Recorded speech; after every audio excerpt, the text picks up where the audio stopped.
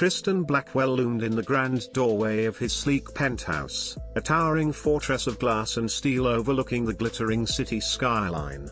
At 35, he was the unchallenged king of Blackwell Capital, a titan of investments where fortunes were forged with razor-sharp precision and unyielding control. But tonight, as he watched yet another nanny flee toward the elevator, her suitcase wheels squeaking like a defeated retreat, his empire felt like it was crumbling at the edges.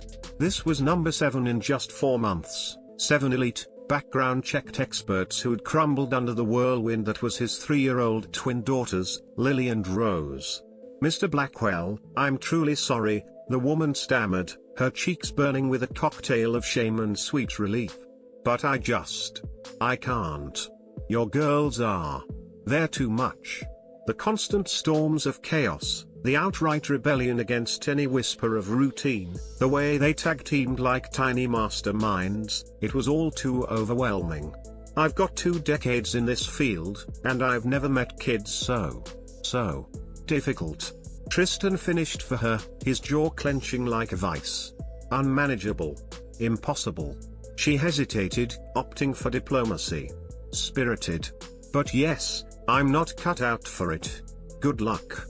And with that, she vanished into the elevator, leaving Tristan to face the wreckage alone. Stepping back inside, he surveyed the battlefield that was his once pristine apartment. Toys scattered like landmines, cushions flung like casualties of war, despite the cleaning crew that invaded 3 times a week. There, in the heart of the living room, sat Lily and Rose, their cherubic faces identical masks of triumph.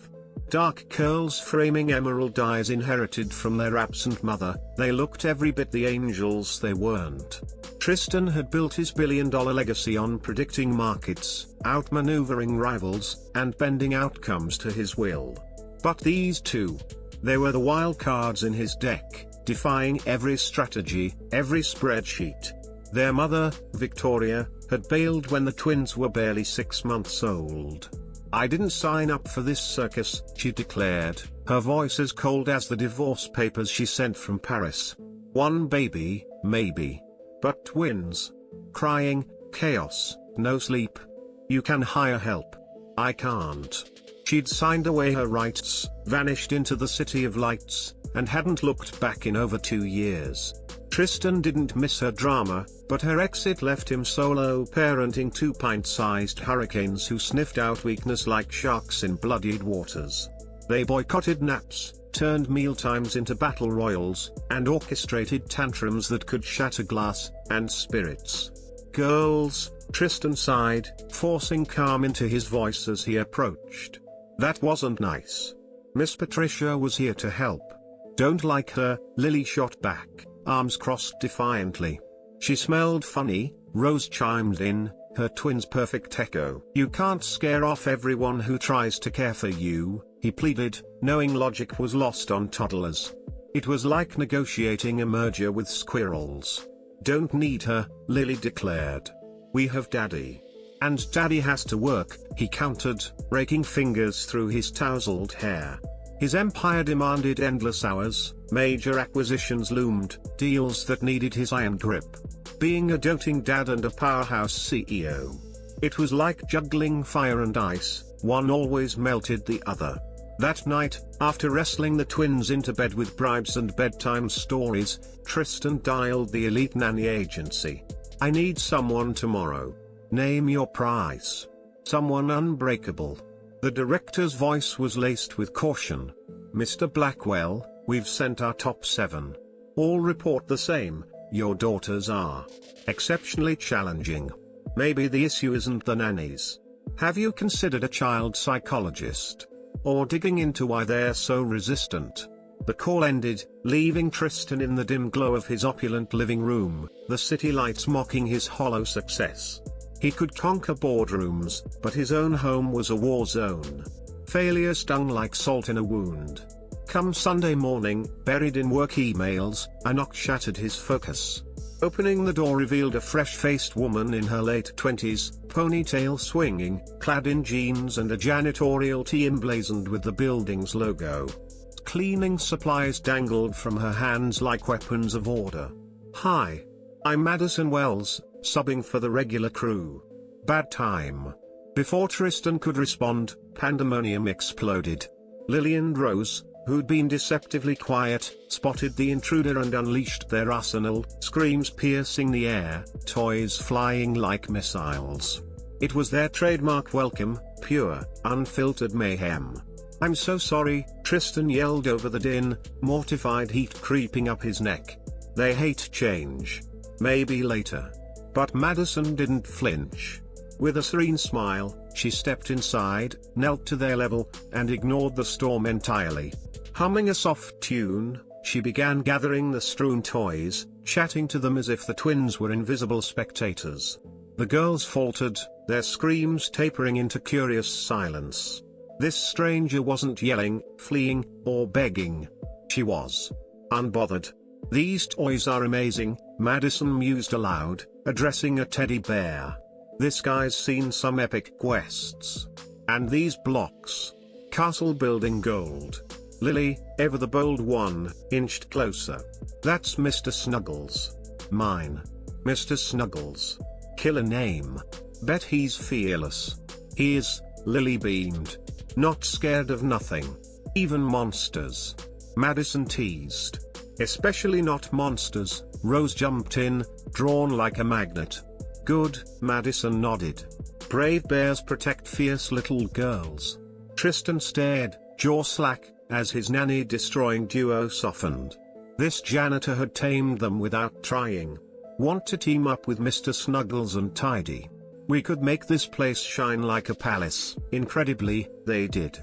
Toys sorted, songs sung, puppets improvised. The chaos flipped to fun. 45 minutes later, the apartment gleamed, and the twins snuggled on the couch, wrapped as Madison spun tales of adventurous bears. "Who are you?" Tristan blurted as she prepared to leave. She chuckled. "Madison Wells, like I said. Just filling in." "No, how?" Prose with resumes longer than novels couldn't last 5 minutes. "You're a janitor, and you made it look effortless." Her smile softened. "Janitor by day, single mom to twin boys by. Well, always. Mason and Marcus, 5 years old. They've schooled me. You don't control kids, you flow with them. Your girls don't need boot camp. They need someone who sees them as wonders, not headaches. Twins. You're a single mom. Yep. They're with grandma today, extra shifts pay the bills. Miss Madison, come back." Lily tugged her hand. "Please," Rose echoed. "We'll be good." Madison glanced at Tristan, eyes twinkling mysteriously. "I'm sure your dad'll find a superstar nanny soon." But Tristan's mind raced like a high-stakes trade. A twin mom wizard who needed cash, who'd clicked with his girls instantly. 2 hours of detective work via building management yielded her number. Madison. Tristan Blackwell, apartment 4207. "Oh, hi. Forget something." "No. Job offer, be my daughter's nanny. Triple your pay, full benefits, flex hours around your boys. You're twin proven, and they adore you." Pause. "Generous, but I'm no certified nanny. You've got heart and hustle. That's gold. Think on it." 3 days later, Madison arrived, with her sons in tow. "Condition, my boys come too. No separating us." "Deal," Tristan agreed, watching magic unfold. No iron-fisted rules, Madison harnessed their energy like a maestro. The 4 kids bonded like siblings, turning the penthouse into a joyful hub minus the destruction. "How?" Tristan marveled one evening, as all 4 devoured dinner sans drama. "I don't battle them," she explained. "Lily and Rose are brilliant, they've learned chaos gets your attention. Testing nannies. It's their shield against abandonment." "Abandonment?" He winced. "Victoria left, work pulls you away. They're terrified, so they push first. Control the hurt." The truth hit like a thunderbolt. "I haven't ignored them. You're trying, that's huge. But when do you last play? Not watch, dive in, be silly." "I don't know. I'm bad at fun. They don't care. Just show up, choose them over emails. Weeks blurred into lessons, boundaries with bend, players bonding, presence over perfection. The twins bloomed, still fiery, but trusting. Madison's warmth or Tristan's controlled world, her laughter echoing like music, her spontaneity sparking life in sterile spaces. 6 months in, epiphany struck, his girls thrived, and he tumbled headlong in love with Madison. She was the chaos to his order, the heart to his head, spilled juice met with giggles, dance parties mid-meal. Madison, he ventured post-bedtime. Talk. Sure. She set aside planners. I'm in love with you, your joy, patience, how you see my girls as stars. You've rewritten my world. Silence stretched. I care too, Tristan. But is it me, or the fix I've brought? You, he vowed. The pun master, off-key singer, homemaker. Not a solution, a soulmate. Tears shimmered. I love you too. Feared I'd be the help. But you're my rock, showing my boys fatherhood's gold. Valuing my strength. A year on, vows exchanged, families fused. Kids as attendants, flowers scattered, rings born amid giggles. Reception toasts from the quartet sealed it, real family. We were from day one, Madison hugged them. Choosing each other daily. Years later, teen Lily and Rosie rolled the nanny saga, but grasped its core, qualifications pale to empathy. Madison didn't handle them, she saw, stayed, loved.